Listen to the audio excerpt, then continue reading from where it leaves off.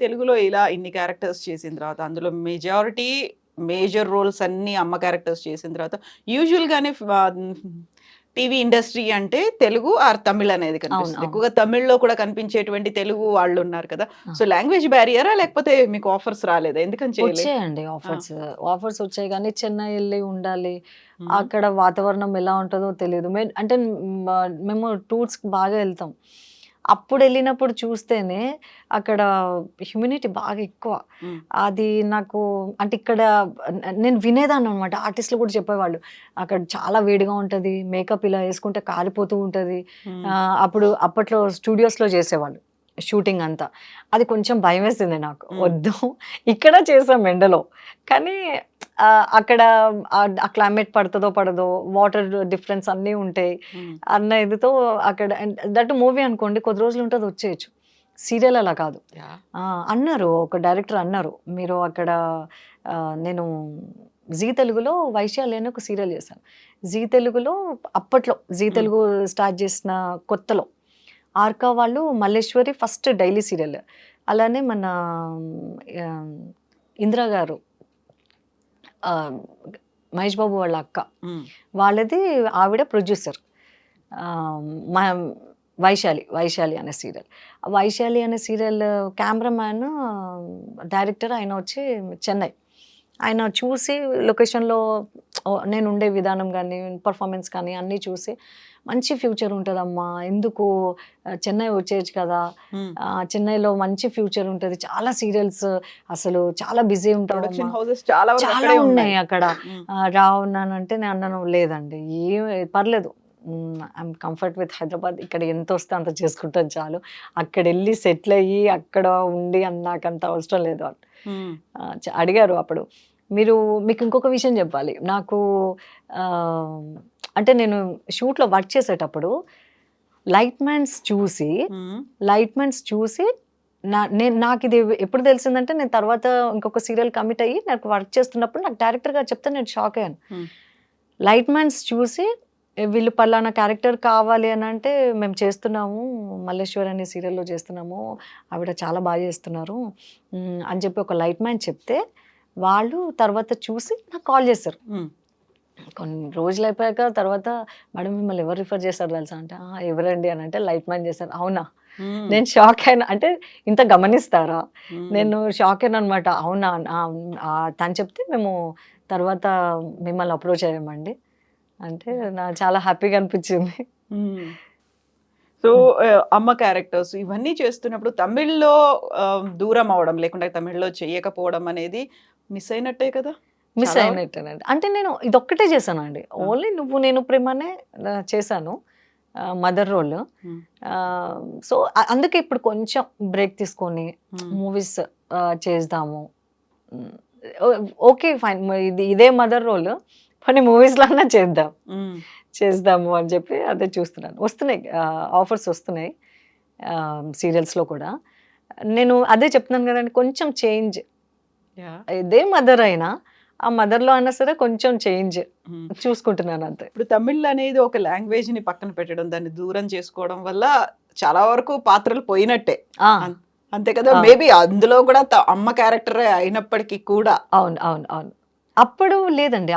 అప్పుడు నేను హీరోయిన్ చేస్తున్న టైం అది. హ్మ్. ఆహ్, నే నేను నేను మొన్న రీసెంట్‌గా 'నువ్వు నేను ప్రేమలో' మదర్ రోల్ చేశాను. అంతకుముందు వరకు నేను హీరోయిన్ రోల్సే చేశాను. హ్మ్. ఆ టైంలో ఆయన అడిగారనమాట. ఇదే హీరోయిన్‌గా మీరు రావచ్చు. ఇక్కడ ఈ సీరియల్ వర్క్ చేసుకోండి. అక్కడ చెన్నైలో అక్కడ వర్క్ చేయండి అని. నాకు నేను వద్దన్నాను. యాహ్! ఆహా! ఓకే. సో, హ్మ్. ఇప్పుడు అమ్మ క్యారెక్టర్‌లు అనగానే మన దగ్గర కనిపించేవన్నీ కూడా ఒక విలన్ రోల్ అనేది యూ టేక్ ఎనీ లాంగ్వేజ్. హ్మ్. అందులో మీరెలా అయితే సాఫ్ట్ నేచర్‌తో ఉన్నాయి అనేది కొంచెం చాలా తక్కువ కనిపిస్తాయి. ఆ! అంతే కదా! ఎక్కడండి? ఏ సీరియల్‌లో అయినా, ఆ! ఏ లాంగ్వేజ్ అయినా ఆ!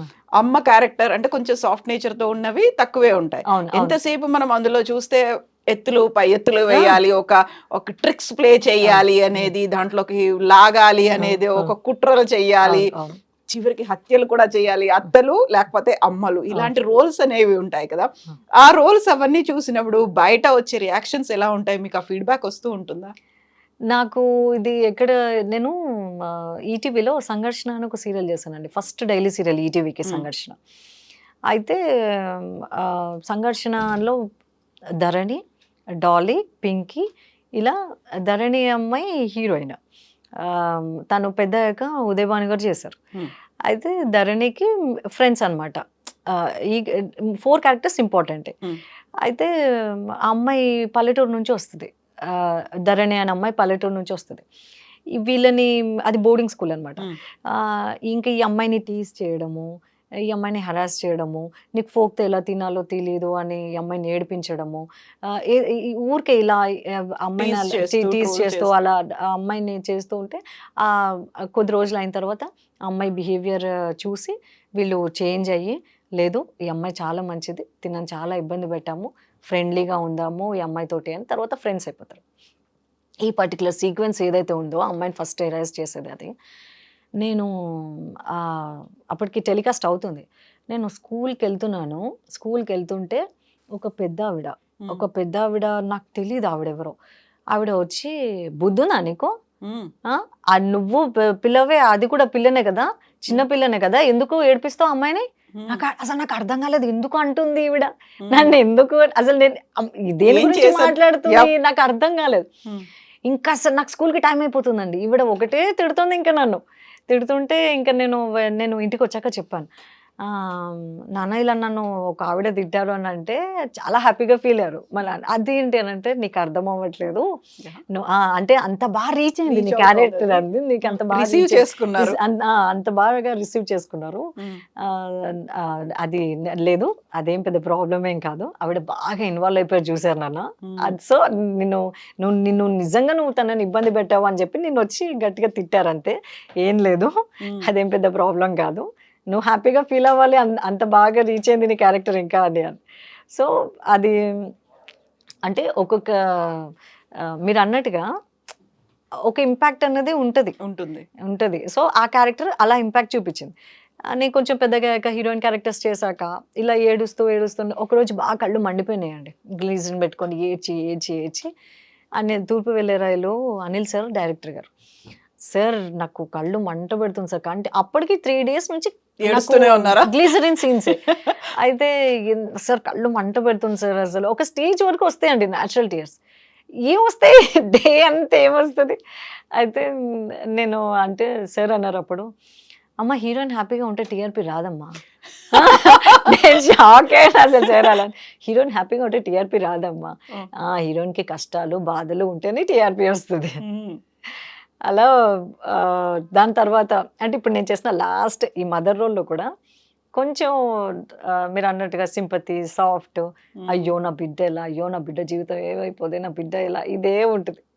అదే ఒక కష్టాలు కన్నీళ్లు ఉండాలి, ఉంటది. అట్ ద సేమ్ టైం అక్కడ విలనిజం అనేది కూడా చూపించాలి, అది కూడా మేల్ క్యారెక్టర్స్ కాకుండా ఫీమేల్ క్యారెక్టర్స్, ఫీమేల్ అందులోనూ అమ్మ అత్త ఇలాంటి క్యారెక్టర్స్ చేస్తే బాగా కనెక్షన్ అనేది ఉంటుంది. యూజువల్ గా సినిమాల్ని చూసి చెడిపోతున్నారు అంటారు కదా, సీరియల్లో కూడా సమాజంలో ఏమున్నాయి వాటిని మేము చేస్తామంటారు, సీరియల్లో చేసిందే ఇక్కడ మేము చేస్తున్నాము అనేది ఒక కాంట్రాస్ట్ ఉంటుంది కదా, అలా కనిపిస్తూ ఉంటుంది. ఉంటుందండి, ఉంటది కొంచెం. అంటే చెప్పాలంటే ఇప్పుడు సోషల్ మీడియా బాగా అవేర్నెస్ ఎక్కువ వచ్చేసింది, ఎక్కడో దగ్గర ఏదో ఒకటి ఇష్యూ జరుగుతూనే ఉంది.